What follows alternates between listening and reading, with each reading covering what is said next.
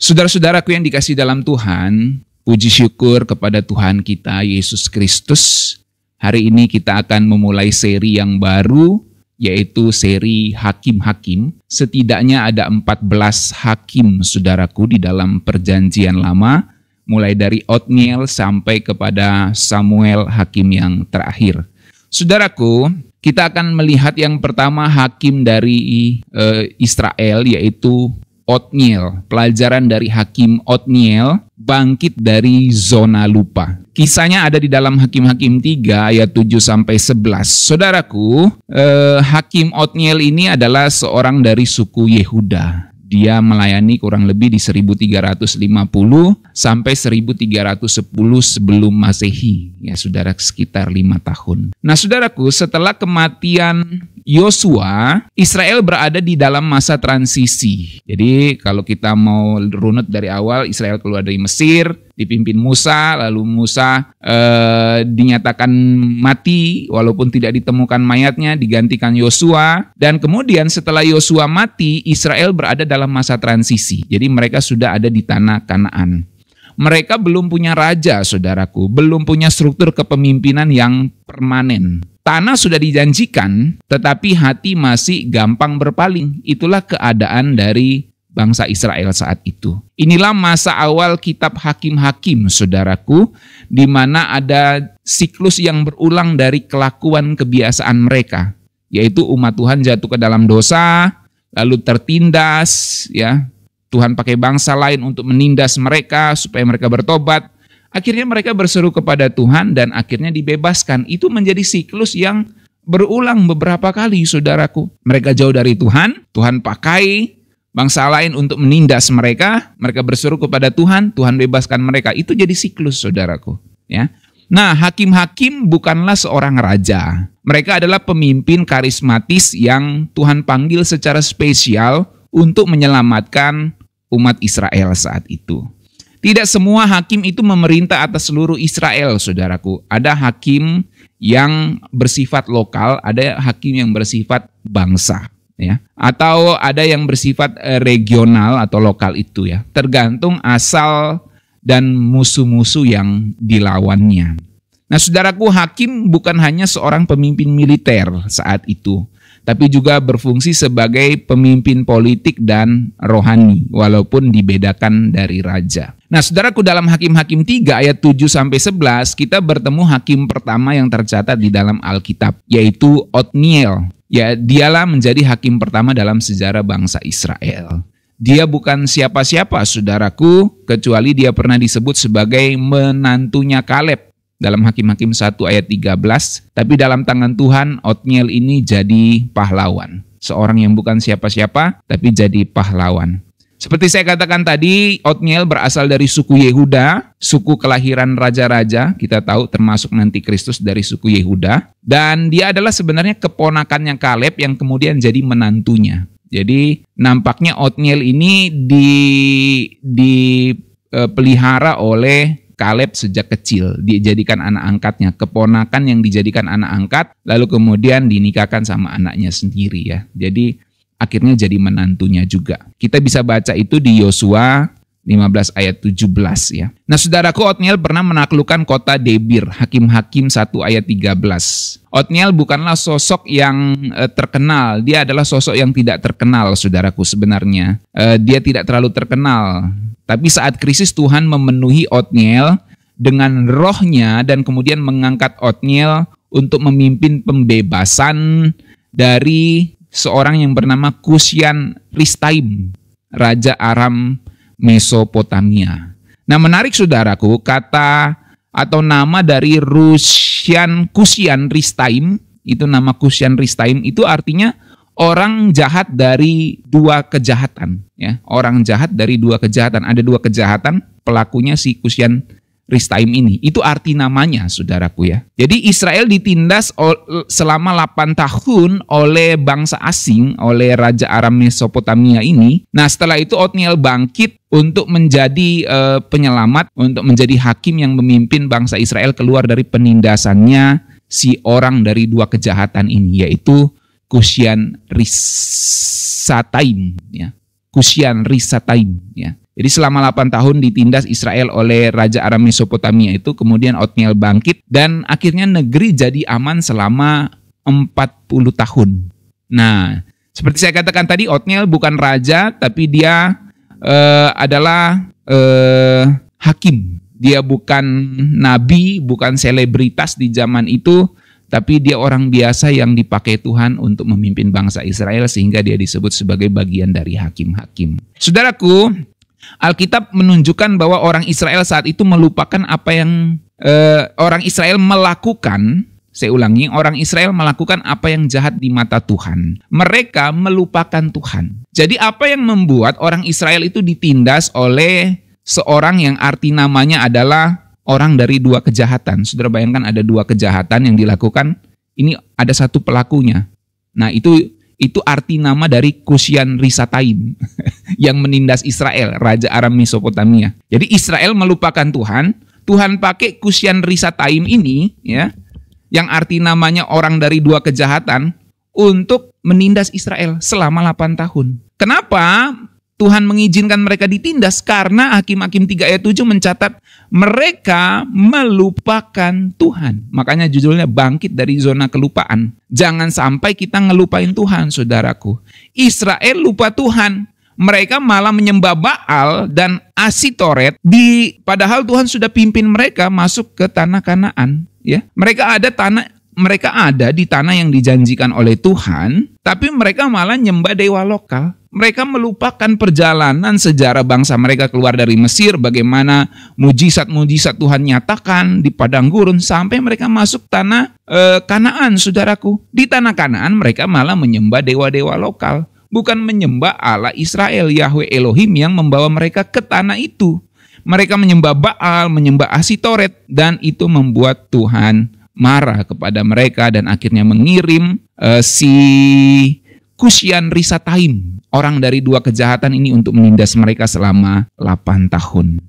Jadi kelupaan Israel itu bukan sekedar penyembahan berhala secara fisik saja, ini tentang hati yang salah fokus, saudaraku. Jangan sampai kita seperti itu, seperti bangsa Israel yang akhirnya menjadikan Baal, Asitoret itu seperti kesuksesan, ya. Kesuksesan kita jadikan Baal kita. Kita jadikan kesuksesan itu sebagai jaminan hidup kita. Cinta dari manusia kita jadikan sebagai identitas diri, dan gawai serta media sosial kita jadikan pelarian jiwa kita, saudaraku.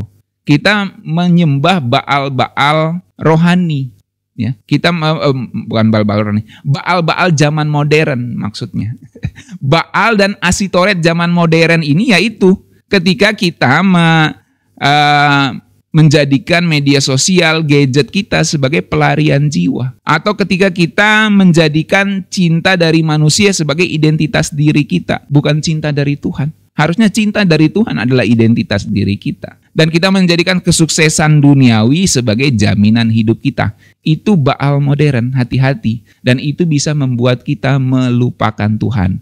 Masuk dalam zona lupa, dan akhirnya nanti Tuhan menegur kita, saudaraku. Ya, karena kesalahan itulah akhirnya Tuhan membiarkan Kusyan Risataim itu menindas bangsa Israel selama 8 tahun. Nah, jadi Otniel muncul untuk membebaskan bangsa Israel dari penindasan selama 8 tahun. Mari kita pelajari secara singkat apa pelajarannya. Yang pertama, lupa Tuhan akan menjadi pintu dari penindasan terjadi. Kalau kita lupa Tuhan, pintu masuk penindasan itu akan terbuka, saudaraku. Orang Israel melakukan apa yang jahat di mata Tuhan. Hakim-Hakim 3 ayat 7. Mereka melupakan Tuhan Allah mereka. Nah, saudaraku, kita hidup di dunia ini, di dunia yang serba cepat, kita menjadi amnesia. Seringkali kita menjadi amnesia rohani, saudaraku. Teknologi, ambisi, tuntutan hidup di dunia ini bikin kita melupakan siapa yang memegang kendali atas kehidupan kita. Tadi malam kita belajar tentang kedaulatan Allah. Jangan sampai kita karena kemajuan teknologi, karena ambisi pribadi, karena tuntutan hidup yang begitu tinggi, akhirnya membuat kita melupakan Tuhan. Ya, jangan sampai kita seperti bangsa Israel. Oleh sebab itu, mari kita hidupkan kembali kesadaran rohani kita, bahwa kita perlu Tuhan dalam hidup kita. Ingat Tuhan itu bukan cuma sekedar kita rajin ibadah, ya, bukan. Ingat Tuhan itu bukan cuma sekedar rajin ibadah, tapi membiarkan Tuhan mengambil kendali dalam setiap keputusan dan langkah harian kita, saudaraku. Itu yang disebut berserah kepada Tuhan. Penindasan atau penderitaan seringkali bukan datang dari luar, tapi dari dalam, yaitu dari hati yang hilang arah karena melupakan Tuhan. Jadi jangan sampai lupa Tuhan, saudaraku. Setiap kali kita lupa Tuhan, hidup kita akan diisi oleh Tuhan-Tuhan yang menindas. Nah ini masalahnya ini. Setiap kali kita lupa Tuhan, hidup kita akan diisi oleh Tuhan-Tuhan, berhala-berhala yang menindas kita. Berhala-berhala modern itu, ya. Sesuatu yang menjadi pelarian jiwa kita, yang menjadi jaminan kita, yang menjadi kenyamanan kita secara jasmani, fisik, akan justru menjadi penindas kita untuk kita jauh dari Tuhan, ya. Jadi hati-hati, saudaraku, jangan sampai kita melupakan Tuhan, ya. Jangan sampai kekayaan pekerjaan yang sudah Tuhan anugerahkan justru membuat kita lupa dari Tuhan. Yang kedua, Tuhan pakai yang biasa untuk lakukan yang luar biasa. Itulah si Otniel ini. Dia orang biasa, dipakai Tuhan untuk melakukan hal luar biasa, membebaskan bangsa Israel dari penindasan selama 8 tahun oleh seorang yang arti namanya seorang dari 2 kejahatan. Nah, saudaraku, banyak orang merasa nggak layak atau nggak bisa jadi jawaban doa orang lain. Kita merasa kecil banget dan nggak signifikan. Tapi dari kisah Otniel kita belajar bahwa orang biasa dapat digunakan sebagai orang yang melakukan pekerjaan-pekerjaan luar biasa. Dalam Hakim-Hakim 3 ayat 9, maka Tuhan membangkitkan seorang penyelamat bagi orang Israel, yaitu Otniel bin Kenas. Dia orang biasa, saudaraku. Tuhan nggak cari superstar. Saya ulangi, Tuhan nggak cari superstar, saudaraku. Yang Tuhan cari adalah orang yang mau taat, yang dipenuhi rohnya. Tuhan nggak lihat kekayaanmu, Tuhan nggak lihat uangmu, Tuhan nggak lihat rekeningmu. Yang Tuhan lihat adalah orang yang mau taat dan mau dipenuhi oleh rohnya. Otniel nggak muncul dengan CV, dengan riwayat hidup yang spektakuler, saudaraku, ya. Tapi dia diurapi Tuhan, dan itu cukup untuk membebaskan bangsa Israel dari 8 tahun penindasan. Jadi, saudaraku, Tuhan pakai yang biasa untuk lakukan hal yang luar biasa. Dari pola kitab Hakim-Hakim, selalu Tuhan yang lebih dahulu bertindak, saudaraku, baru manusianya bergerak. Dan solusi datang bukan dari manusia, tapi dari Tuhan lewat manusia. Maka kita yang biasa dapat dipakai Tuhan, karena Tuhanlah sumbernya, bukan kita, bukan CV kita, bukan superstarnya kita, bukan spektakulernya kita yang membuat kita dipakai Tuhan. Tidak, ya, tapi hati kita yang taat dan mau dipenuhi oleh rohnya. Saudaraku, kalau kita ada di tangan Tuhan, yang biasa itu bisa jadi bahaya buat kuasa kegelapan. Saya ulangi, kalau kita di tangan Tuhan, yang biasa justru bisa jadi bahaya bagi kuasa kegelapan. Itu sebabnya kita nggak harus hebat dulu baru dipakai Tuhan. Tapi Tuhan mau pakai kita untuk kita dihebatkan olehnya. Amin, saudaraku. Yang ketiga, roh Tuhan adalah sumber damai yang sejati. Hakim-Hakim 3 ayat 10, roh Tuhan hinggap kepadanya, kepada Otniel, sehingga ia menghakimi orang Israel. Lalu amanlah negeri itu selama 40 tahun lamanya. Hakim-Hakim 3 ayat 11. Nah, saudara, seringkali kita pikir damai itu datang dari stabilitas ekonomi, dari hubungan yang lancar, dan dari mental yang sehat. Tapi semua itu rapuh kalau roh Tuhan nggak bertahta. Kita boleh belajar tentang kesehatan mental seabrek-abrek ilmunya, saudaraku. Belajar tentang konseling seabrek-abrek ilmunya. Tapi kalau kita tidak melibatkan roh Tuhan di dalam hidup kita, itu semua rapuh, saudaraku. Hanya roh Tuhan yang bisa memberikan kekuatan, kedamaian yang sejati.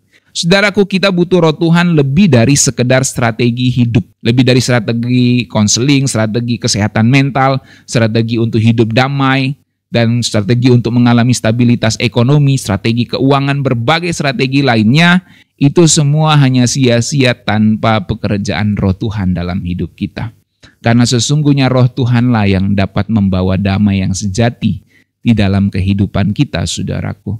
Tanpa roh Tuhan, hidup kita itu cuma berputar dalam siklus yang gagal, bangun, gagal lagi, saudaraku. Jadi damai sejati itu tidak dihasilkan dari kemenangan lahiria, tidak dihasilkan dari kemenangan duniawi, tapi buah dari hadirat Tuhan yang aktif dalam diri kita dan di dalam komunitas kita orang percaya. Jadi kemenangan sejati itu bukan saat musuh kalah. Sesungguhnya kemenangan sejati bukan hanya saat musuh kalah, tapi ketika Roh Tuhan bertahta di dalam kehidupan kita. Apa artinya sebuah kemenangan kalau Roh Tuhan tidak ada di dalamnya? Jadi kemenangan sejati itu bukan hanya soal memenangkan pertarungan, peperangan dari musuh, tapi bagaimana apakah Roh Tuhan bertahta di dalam kehidupan kita. Roh Kudus bukan pelengkap ibadah, saudaraku. Dia adalah penggerak kehidupan kita. Saudaraku, kitab Hakim-Hakim dimulai dengan kekacauan dan pengkhianatan.